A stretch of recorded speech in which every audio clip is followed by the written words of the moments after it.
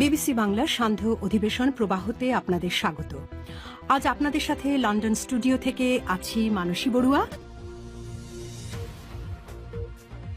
বাংলাদেশের সর্বশেষ গুরুত্বপূর্ণ আপডেট সংবাদে আপনাকে স্বাগত। শুরুতেই সংবাদ শিরোনাম, পরে বিস্তারিত।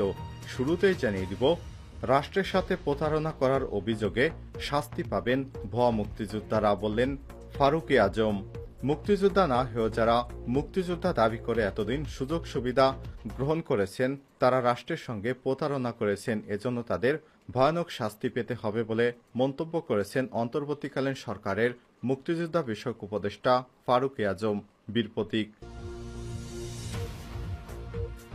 এরপর জানিয়ে দিব, ডিবি প্রধান হারুনুর রশিদ এবং বিপ্লবকে খুঁজে বের করতে হবে, বললেন বিএনপি নেতা ফারুক।